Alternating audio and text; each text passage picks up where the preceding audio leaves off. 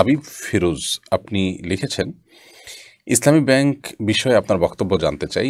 কেউ বলছেন ইসলামী ব্যাংকের চেয়ে সুদী ব্যাংক ভালো, কারণ হারাম জেনেই মানুষ সেখানে লেনদেন করে। আর ইসলামী ব্যাংকে হালালের নাম করে মূলত সুদী লেনদেন হয়। আমরা কি তাহলে ইসলামী ব্যাংক ছেড়ে সুদী ব্যাংক ব্যবস্থাতেই ফিরে যাব?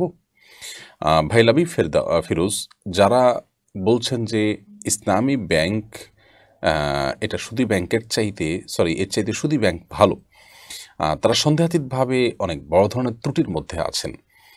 আ সুদী ব্যাংক হলো সুদের প্রবক্তা। সুদকে কোনো অপরাধ মনে করে না, এরকম একটি প্রতিষ্ঠান। আর ইসলামী ব্যাংক সুদকে হারাম মনে করে। এদেশে যতগুলা ইসলামী ব্যাংক আছে বা ইসলামী যে ব্যাংকিং ব্যবস্থা আছে, এটার সবচেয়ে বড় অর্জনের জায়গাটা হলো যে সুদের মতো একটা হারাম বিষয়কে ওলামায়ে কেরাম সারা জীবন মাসআলা এবং ফতোয়া দেওয়ার মাধ্যমে সাধারণ মানুষের কাছে যে হারাম এই বিষয়ে জ্ঞান দিয়েছেন, সেটির ইমপ্লিমেন্টটা, অর্থাৎ এটি সমাজের প্রতিটা মানুষের অন্তরে অন্তরে বসিয়ে দেওয়ার কাজটা করেছে ইসলামী ব্যাংকিং ব্যবস্থা। মানুষ সুদকে না করে ইসলামী ব্যাংকিংয়ের দিকে ঝুঁকছে। ফলশ্রুতিতে কনভেনশনাল যে ব্যাংকগুলো আছে, সুদী ব্যাংকগুলো আছে, সেগুলো পর্যন্ত ইসলামী ব্যাংকিংয়ের উইং খুলতে বাধ্য হচ্ছে। এটা ইসলামী ব্যাংকগুলোর বড় অর্জন, যে একটা হারামকে সমাজে হারাম হিসাবে স্টাবলিশড করতে পারা। এরপরে আসুন যে আপনার যে সমস্ত লেনদেন হয়ে থাকে সেগুলো পুরোপুরি শরিয়া প্রতিপালন হচ্ছে কিনা, সেখানে সুদের দিকে চলে যাচ্ছে কিনা, ত্রুটি আছে কিনা, সেই আলোচনা যদি আমরা আসি তাহলে তো অবশ্যই বলবো ত্রুটি আছে। ত্রুটি আছে, সেটি সীমাবদ্ধতার কারণে যেমনটি আছে, আন্তরিকতার ঘাটতির কারণে কখনো কখনো হতে পারে, না জানার কারণে কখনো কখনো হতে পারে, আরও নানা কারণে হতে পারে। কিন্তু মূল যে বিষয়টা সেটা হলো, এক ধরনের প্রতিষ্ঠান তারা সুদকে হালাল মনে করে, আরেকটা সুদকে হারাম মনে করে। এই দুটার ভিতরে আসমান জমিন তফাৎ। অতএব এ দুটিকে গুলিয়ে ফেলা এটি কোনো অবস্থাতে আমাদের জন্য উচিত হবে না। আর দ্বিতীয়ত, ইসলামী ব্যাংকগুলোতে যদি কোনো লেনদেনের মধ্যে ইসলামী ব্যাংকিংয়ের যে দিকগুলো থাকার কথা সেগুলো না থাকে, ত্রুটি থাকে, তাহলে সেক্ষেত্রে সেটা কারণে সুদী ব্যাংকের চাইতে সেটা খারাপ হয়ে যাবে না। কারণ হারামকে হালাল মনে করাটা হলো অপরাধ, কিন্তু একটা হারামকে একজনে হারামই মনে করছে, আর হালালকে হালালই মনে করছে, কিন্তু তিনি যেটাকে হালাল মনে করছেন সেটা কোনো ত্রুটির কারণে সেটা হয়তো বাস্তবে আসলে হালাল না, বাস্তবে সেটা হয়তো হারাম বা হারামের কাছাকাছি বা হারামের লেশ সেখানে আছে বা সংশয়পূর্ণ হয়েছে। তো এই জিনিসটা, আর হারামকে সরাসরি হালাল মনে করা, যে হারাম আর হালাল আবার কি, এটা করলে কী হবে, তো এই টাইপের বেপরোয়া ভাব নিয়ে কথা বলা এবং বেপরোয়া দৃষ্টিভঙ্গি লালন করা দুটি কিন্তু এক জিনিস নয়। ইসলামী ব্যাংকে মানুষ যে লেনদেন করে, সেই লেনদেনটা করে হালাল মনে করে। সেখানে যে লেনদেন হচ্ছে সেখানে হালাল মনে করে করা জিনিসটাকে হালাল হিসাবে তারা করছে। এর মানে হলো সেখানে লেনদেন করলে হারাম, সুস্পষ্ট হারাম, একেবারে পরিষ্কার হারাম, এবং সে হারামটাকে বেপরোয়া ভাবের কারণে হালাল মনে করছে, যে কিসের আবার হালাল হালাল, আরে মানে না হালাল হারাম, রাখো তোমার হালাল হারাম, এই টাইপের কথা বলে যারা করছে, ওইরকম কোনো লেনদেন এখানে হচ্ছে না। এখানে জাস্ট একটা লেনদেনকে হালাল মনে করা হচ্ছে, বাস্তবে সেটা হারাম হতে পারে, সংশয়পূর্ণ হতে পারে। এই বিষয়টিকে, একটা হারামকে হালাল মনে করার বেপরোয়া যে মানসিকতা এবং দৃষ্টিভঙ্গি, এই দুটির সাথে গুলিয়ে ফেলা মোটেও উচিত নয়। এটি রীতিমতো আমাদের ভুল। এটি সন্দেহাতীতভাবে সত্য যে ইসলামী ব্যাংকগুলোতে ইসলামী ব্যাংকিং পরিপূর্ণভাবে সম্ভব হয় না। এটি ইসলামী রাষ্ট্র ব্যবস্থা পরিপূর্ণ কেন্দ্র থেকে ইসলামী আপনার ব্যাংকিং যদি না হয়, তাহলে সেক্ষেত্রে পুরোপুরি সম্ভবও নয়। আল্লামা তাকি উসমানী এবং শেখ মোহাম্মদ সালেহ আল মুনাজ্জিদ হাফিজাহুল্লাহ সহ বিশ্ববিখ্যাত অন্যান্য সিনিয়র স্কলারদের যে এ বিষয়ে বক্তব্য রয়েছে, সেটি আপনি যদি দেখেন, একটু ঘাটলেই দেখবেন যে তাদের বক্তব্য হলো যে কেন্দ্রীয় ব্যাংক সহ গোটা রাষ্ট্র ব্যবস্থা, এমনকি বিশ্ব অর্থ ব্যবস্থা যদি ইসলামিক না হয়, তো পুরোপুরি এবং শতভাগ ইসলামী ব্যাংকিং করে ফেলা এটা আসলে সম্ভব হয় না, হবে না, অনেকখানি হবে না। আর এর বাইরে ইসলামী ব্যাংকগুলো বাণিজ্যিক উদ্দেশ্যে ইসলামী ব্যাংক করে সেখানে ইসলামী ব্যাংকিং পুরোপুরি অনেক সময় ইমপ্লিমেন্ট করছে না, এটিও একটা ব্যাপার।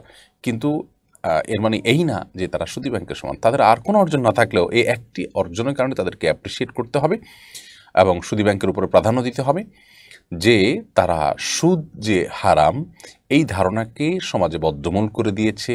ফলশ্রুতিতে নাম কস্তে হলে ইসলামী উইং খুলতে বাধ্য হচ্ছে অন্যান্য ব্যাংকগুলো। অতএব এ বিষয়ে আমাদের বোধ হয় রিথিঙ্কিং করা উচিত যারা এরকম কথা বলছেন তাদের। আবু ওবায়দ আপনি লিখেছেন, রুকিয়া বলতে আসলে কি বোঝায়? রাসূল করিম সাল্লাল্লাহু আলাইহি ওয়াসাল্লাম কি নিজে কখনো রুকিয়া করেছিলেন? রুকিয়া কি সুন্নাহসম্মত পদ্ধতি? ইদানিং শোনা যাচ্ছে অনেক রাকি নাকি রোগীর শ্লীলতাহানি করার চেষ্টা করেন এবং অনেক চার্জ দাবি করেন। পাশাপাশি কোনো রাকি জিন গায়েব জানে এমন ভ্রান্ত আকিদাও পোষণ করে থাকেন। এ বিষয়ে আপনার কাছ থেকে জানতে চাই। খুবই গুরুত্বপূর্ণ একটি প্রশ্ন। রুকিয়া হলো ঝাড়ফুঁক করা। কোরআন এবং হাদিসের কোনো আয়াত, দোয়া এটি পাঠ করে পানিতে, খাবারে, কোনো কিছুতে ব্যক্তির উপর ফু দেওয়া, এটাকেই সাধারণত রুকিয়া বলা হয়। তো অথবা এই ফু দেওয়া ছাড়াও শুধুমাত্র তেলাওয়াত শোনা, এটাও এক ধরনের রুকিয়া। মানে এক কথাটা কোরআন এবং হাদিসের আয়াত এটি তেলাওয়াতের মাধ্যমে চিকিৎসা গ্রহণ করা। কোরআনের আয়াত এবং দোয়া কোরআন হাদিস আপনার থেকে প্রমাণিত, এগুলোকে দিয়ে চিকিৎসা গ্রহণ করা, সেটি পড়ার মাধ্যমে, পাঠের মাধ্যমে, এটি রুকিয়া। নবী করিম সাল্লাল্লাহু আলাইহি ওয়াসাল্লাম নিজে রুকিয়া করেছেন। বুখারীর হাদিসে আম্মা জান আয়েশা রাদিয়াল্লাহু তাআলা আনহা বলেছেন যে নবী করিম সাল্লাল্লাহু আলাইহি ওয়াসাল্লাম যখন অসুস্থ হতেন তখন তিনি সূরা ফালাক এবং সূরা নাস এই দুটি সূরা পড়ে তিনি নিজের শরীরের উপরে ফু দিতেন। ফু দিয়ে নিজের শরীরটা তিনি মুছে নিতেন। আর তিনি খুব বেশি অসুস্থ হয়ে গেলে, অর্থাৎ এতটুকু কাজ করতে না পারলে, তখন আমি এই কাজটি তাকে করে দিতাম। তো এই রুকিয়া নবী করিম সাল্লাল্লাহু আলাইহি ওয়াসাল্লাম এই হাদিসের আলোকে বোঝা গেল তিনি করতেন। আর এছাড়াও তিনি তাকে একবার লাবিদ ইবনে আসম নামক একজন ইয়াহুদি জাদু করেছিল, এটিও বুখারীতে বর্ণিত হয়েছে। তার জাদু থেকে রক্ষার জন্য আল্লাহ রাব্বুল আলামিন দুজন ফেরেশতাকে পাঠিয়েছেন, যারা নবী করিম সাল্লাল্লাহু আলাইহি ওয়াসাল্লামকে ঘুমের মধ্যে এই সূরা ইখলাস, সূরা ফালাক, সূরা নাস শিক্ষা দিলেন জাদু থেকে বাঁচার জন্য। অর্থাৎ এই সূরাগুলো পাঠ করে তিনি জাদু থেকে বাঁচার চেষ্টা করেছেন।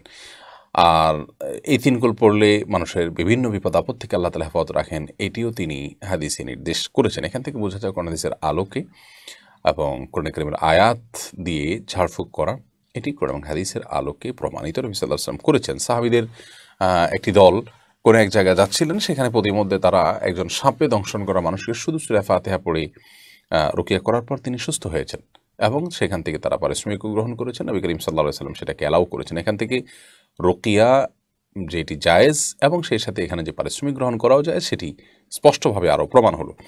এখন কথা হলো, পারিশ্রমিক নেওয়া জায়েজ দেখে কি আমরা একটু রুকিয়া করে লক্ষ লক্ষ টাকা দাবি করব কিনা?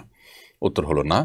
এটি আলামত এবং লক্ষণ খারাপ। যদি কোনো রাকি লক্ষ লক্ষ টাকা দাবি করে, তাহলে সেক্ষেত্রে সে বিভিন্ন কুফুরের আশ্রয় এবং জাদুকরের আশ্রয় কিংবা দুষ্ট জিন বা শয়তানের আশ্রয় নিচ্ছেন কিনা, এটি একটা দেখার মতো বিষয়। কারণ সেখানে অনেক কিছু লাগে। তারা বলে যে কালো ছাগল লাগে, অমুকটা লাগে, তমুকটা লাগে, কালো মোরগ লাগে, হ্যাঁ, তারপরে যে মৃত ব্যক্তির হাড়গোড় লাগে, নাউজুবিল্লাহ, এরকম আরও অনেকগুলো কাজ করে, যে কাজগুলো মূলত জাদুঘর এবং আপনার ব্ল্যাক ম্যাজিশিয়ান যারা, তাদের কাজ। অতএব এরকম যদি রাকি হয়, সে রাকি অবশ্যই তাকে পরিত্যাগ করতে হবে। আসলে যেহেতু রুকিয়ার কাজটা অনেকটা গায়েব এর জগৎ নিয়ে কাজ করা, এখানে জিন দেখা যায় না, তার বিরুদ্ধে অ্যাকশন নেওয়া হয়।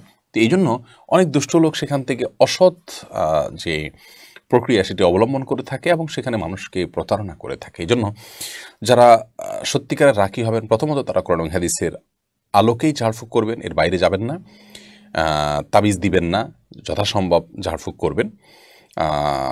তাবিজটাকেই অনেকে আপনার মূল পেশা হিসেবে বানিয়ে নিয়েছে এবং সেখানেও নানা রকমের আজে বাজে ফেরাউন, হামান, নমরুদ ইত্যাদি লেখা আর অনেক উল্টাপাল্টা কাজ আছে, সেগুলো করে। তো রাকি হবেন, কোরআন এবং হাদিসের আলোকে ঝাড়ফুঁক করছেন, এক। আর দ্বিতীয়ত হলো, যেই রাকি রুকিয়া করতে গিয়ে, ঝাড়ফুঁক করতে গিয়ে লক্ষ লক্ষ টাকা দাবি করছেন, অস্বাভাবিক কোনো চার্জ দাবি করছেন, তাকে অ্যাভয়েড করতে হবে।